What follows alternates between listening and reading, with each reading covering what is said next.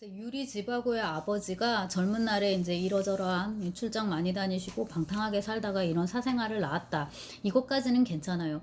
그럼 나중에 재산 싸움이 붙든가 이렇게 되는 게 더 맞을 것 같은데, 진짜 신출귀몰 번쩍번쩍 홍길동입니다. 동해 번쩍 서해 번쩍 해서 누구야 지바고가 가는 곳마다, 그것도 어려울 때마다 등장을 해가지고 아무런 조건 없이 그 지바고를 구원해 줍니다. 맨 처음에 등장하는 거는 그 거의 신이 강림하는 수준인데, 맨 처음에 강림하는 거는 1917년 혁명 소식을 전하는 신문을 읽으려고 지바고가 길에 이렇게 서 있어요. 근데 어두울 때였거든요. 그래서 조금 밝은 데로 이렇게 가려고 이렇게 돌리든가 이러는데, 그의 앞에는 18살쯤 된 미성년이 서 있었는데, 시베리아에서 입는 뻣뻣한 사슴 가죽 옷에 겉에는 모피 코트를 입고 역시 같은 모피 모자를 쓰고 있었다. 그래서 굉장히 좀 아시아스러운 그런 느낌을 줍니다. 네, 사슴도 가죽을 쓰는군요. 아무튼 소녀는 얼굴이 거무스름하고 눈이 끼리끼스인처럼 가느다랗다. 요거 조금 인상적이고요. 그러니까 동양스러운 이제 그런 거죠. 어딘가 귀티가 나는 이 얼굴에서는, 요거 귀티가 나는 이 얼굴에서는 요건 이제 집하고 그 혈통을 얘기하는 것 같고, 멀리서 날아온 것 같고 피가 복잡하게 섞인 혼혈인들에게서 흔히 보이는 예의 그 민첩한 불꽃과 감추어진 섬세함이 엿보였다라고 제가 번역했지만, 솔직히 그렇게 막 공감이 되거나 그렇지 않, 그러니까 무슨 말인지 잘 모르겠다. 무슨 말인지는 알겠는데 사실 그렇게 이제 이렇게 막 공감이 되는 부분은 아닌데요. 어쨌거나 이제 이게 작가는 그렇게 느꼈겠죠. 파스테르나크는. 그리고 이제 러시아는 워낙에 땅이 넓으니까 전 세계에서 제일 넓은 나라입니다. 그리고 이제 민족들이 다양하게 섞여 있는데, 이쪽에 끼르기스인들은 우리 쪽에 훨씬 더 가까워요. 그렇게 이제 그 아시아인을 바라보는, 파스테르나크는 유대인입니다. 유대계 러시아 작가의 이제 이게 시각이겠죠. 근데 제가 이 부분을 왜 읽어드렸냐면, 그나마 캐릭터로서 예프그라프가 묘사되는 거는 이게 거의 다예요. 그러니까 사람이라면 어떻게 생겼고, 어떤 몸짓, 손짓, 발짓을 하고, 무엇을 먹고, 그 다음 뭡니까? 소설 속에서는 말을 해야죠. 어떤 말을 하고, 어떤 행동을 하는지, 뭐 가다가 엎어지든지, 뭐 밥을 먹든지, 뭐 직업이 있어가지고 아침에 회사 출근을 하든지 서류를 만지든지 이런 식으로 뭔가 행동이 묘사가 돼야 되는데 전혀 없습니다. 그나마 좀 묘사된 거는 이게 다고요. 그 이후부터는 등장인물이라기보다는 하나의 기능입니다. 필요할 때마다 등장해갖고 이제 문제를 이렇게 해결해 주는데, 그 지바고가 티푸스에 한번 걸립니다. 거기에 걸려가지고 이제 죽다가 살아나게 되는데, 그때 이제 그 지바고의 생계를 해결해 주는 것도 이 예프그라프고요. 그 다음에 바리키노에서 간신히 이렇게 했죠. 이러고 이제 모스크바로 왔잖아요. 지바고가. 거기서 이제 갑자기 지바고가 실종되거든요. 그 지바고가 어디로 실종됐지? 알고 보니까는 자기 작업실을 얻어가지고 거기 틀어박혀가지고 이제 시를 쓰고 있는 그런 거였는데, 그에게 이 작업실을 마련해 준 것도 바로 이 예프그라프였다. 이렇게 됩니다. 모스크바는 러시아의 수도야. 이렇게 귀여워.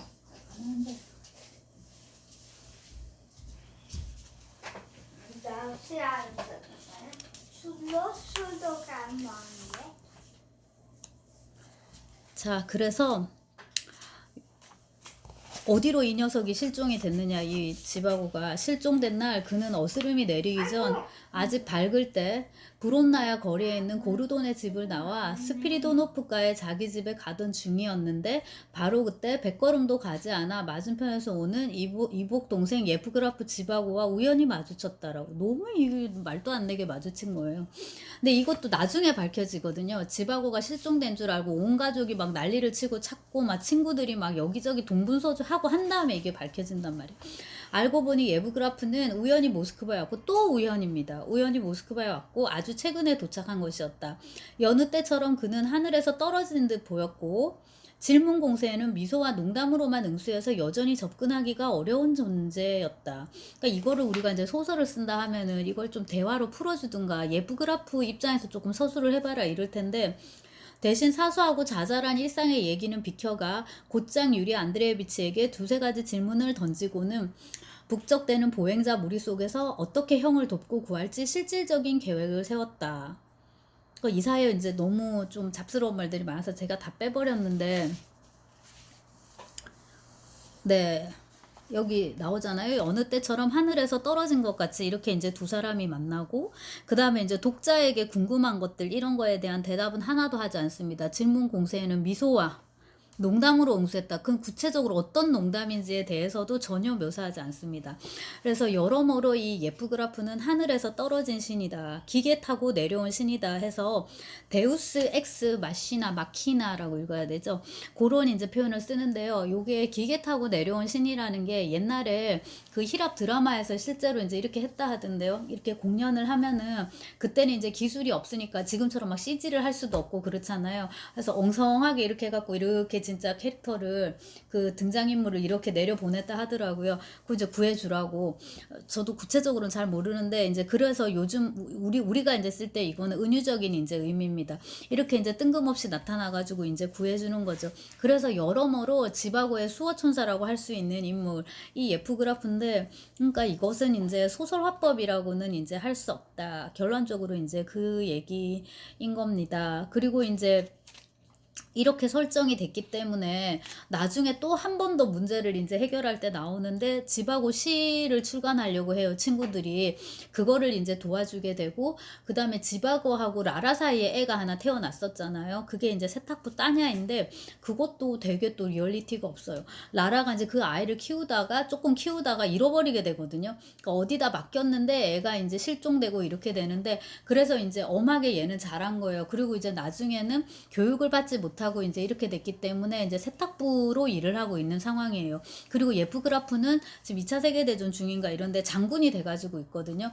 그래서 이제 사람들이 여사여사해서 이 장군 앞에 따냐를 데리고 가서 따냐가 자기 얘기를 하고 그 얘기를 들으면서 장군은 아, 이 따냐가 지바고와 라라의 아기 애였구나. 애가 이렇게 자랐구나라는 걸 알게 되고 내가 지금부터 너의 뒤를 봐주겠다. 뭐 이런 식으로 가는데 이 부분도 모든 것이 너무나도 이제 우연의 원칙에 지배된다라는 거. 이게 이제 에필로그 부분이거든요. 그래서 참 여러모로 이제 놀랍다라고 할 수 있습니다. 그래서 이렇게 연상과 우연의 법칙 이제 이런 것에 이 소설이 지배된다. 제가 아까 서사 원칙 대신에 그 서정 원칙이라고 이제 말씀을 드렸는데요. 그게 이제 연상과 우연, 이미지 이제 이런 것들이죠. 그래서 인물들을 크게 두 그룹으로 나눠 볼 수 있는데 우선은 주인공 그룹이 있고 혹은 주인공에게 우호적인 그룹이 있어요. 이들은 이제 최대한 미화됩니다. 거의 뭐 신화에 가까워지게 되고요. 나중에 이제 좀 이따 자세히 분석을 할 거고 그 다음에 반주인공 그룹이 있습니다. 그러니까 여기는 이제 주인공들과 성향이 다르거나 아니면 이제 그들에게 적대적인 그룹인데 우선은 혁명 그룹이라고 할 수 있어요. 그래서 그 1905년 그 1차 혁명 때 철도 노동자였던 티베르진 지금 표기법 때문에 그런데 찌베르진이라든지 안찌포프라든지 이때 안찌포프는 주인공 파벨 안찌포프의 아버지 안찌포프입니다. 그는 이제 철도 노동자고 혁명에 이제 투신하게 되는데 그에 대한 시각이 그렇게 곱지 않아요. 그 다음에 이제 그 빨치산 파르티잔의 그 리베리 장군이라든지 그 다음에 이제 이 소설에서 나름 최고의 악역이라고 설정된 인물이 꼬마롭스키 입니다. 등등 이렇게 반주인공 그룹들은 좀 폄하되는 경향이 있습니다. 그런데 그럼에도 꼭 강조해야 될 것이 이 파스테르나크도 제가 체업할 때도 이 표현을 썼던 것 같은데 사람이 그렇게 막 못됐지를 않아요. 근데 파스테르나크는 제가 보기에는 그런 성격의 문제라기보다는 원체가 귀족이라 그래서 제가 그 논문에 쓰기로는 온화한 귀족주의와 엘리트주의의 반영이다라고 이렇게 썼는데 여튼 그 선악을 첨예하게 대립시키지 않습니다. 그럼 이제 그 인물로 육화시켰을 때는 프로타고니스트, 안타고니스트 그룹이 있는 거예요. 그러니까 친작가 그룹, 반작가 그룹, 친주인공 그룹, 반주인공 그룹이 있는데 이 사람들이 첨예하게 대립하지 않아요. 근데 이거는 전쟁 혁명을 다룬 소설인데 대립이 강하지 않으면 갈등도 세게 일어나지 않고 그럼 뭐 극적인 파국이나 뭐 대단원의 막이나 뭐 반전이나 이런 게 있을 수가 없는 거잖아요. 그래서 이제 우리가 보통 그 기대하는 거, 그러니까 혁명이나 뭐 전쟁이나 이런 서사를 대할 때 기대하는 그런 거는 이 소설에 거의 없다고 보시면 됩니다. 있다고 하더라도 우리가 알고 있는 그리고 지금 우리는 이런 소설들을 되게 많이 읽은 거잖아요. 2차 세계대전도 겪었고 적어도 문학적으로 이제 겪었고 그 다음에 뭐 스페인 내전이라든지 저쪽에 아메리카 쪽이라든지 이런 것들을 많이 겪었고 그런 문학을 많이 접했기 때문에 혹은 문학이 아니고 다른 그 영상물 같은 거 이런 거는 더 세게 막 있잖아요. 베트남전이면 뭐며 등등. 근데 그런 걸 감안하고 그러니까 그런 거에 대한 그 선지식을 갖고서 이 소설을 보면은 이 소설은 마치 톨스토이의 전쟁과 평화가 그러하듯이 굉장히 서정적인 거예요. 그래서 정리를 좀 하자면은 이 선과 악 이런 이제 인물들이 이렇게 대립하지 않기 때문에 혁명 전쟁 소설에 일반적으로 나타나는 갈등의 증폭, 해결, 파국 이런 서사 구조가 구축되지 않는다는 거. 차라리 소설 전체가 굳이 서사화를 원하지 않는 사건의 파편들과 서정적으로 유려한 풍경 묘사, 적절히 철학적인 아포리즘의 산문적인 총합에 가깝다라고 정리를 제가 했습니다. 그래서 자꾸 서사적으로 쓰지 않은 작품을 놓고서 마치 있어야 될 서사가 있어야 마땅한 서사가 없다는 식으로 자꾸만 이렇게 꼬집으면 이제 이 작품에 대해서 굳이 우리가 얘기할 필요가 없는 거예요. 이건 이제 다른 문법으로 쓰였다. 그건 이제 무슨 문법이냐? 그러니까 작가가 시인이니까 서정적인 문법으로 이제 쓰였고 어쩌면 산문으로 기록된 시다, 산문시다 이렇게 생각할 수 있어요. 산문 소설이다, 산문시다 이렇게 산문 소설이 아니라 산문시다. 마치 여러분 맨 처음에 들었던 뿌시킨 있잖아요. 뿌시킨의 그 예부게니 오네게니 라만스지하 그 운문 소설이란 말이에요. 운문으로 된 이제 소설인데 그런 것처럼 이제 파스테르나크의 닥터집하고는 시로 된 소설이다 이렇게 보시면 돼요. 근데 이렇게 긴 소설이 그래서 이제 구체적으로 어떤 내용을 담고 있는지를 주인공들 4명 유리집하고 그 다음에 파벨, 안치포프, 그 다음에 이제 라라 그리고 이제 또냐를 다뤄야 되는데 이제 또냐가 그렇게까지 비중이 있지는 않아요. 그렇게 해서 또냐 살짝 빼고 이제 라라에 묻혀가지고 해서 3명이죠. 사실 4명인데 이제 여기 영구적으로 이제 우리가 3명으로 이제 이렇게 모아가지고 이렇게 이제 한번 살펴보고 그 다음에 이제 이 소설의 문학적인 의의 같은 거를 짚어보는 걸로 그렇게 하겠습니다.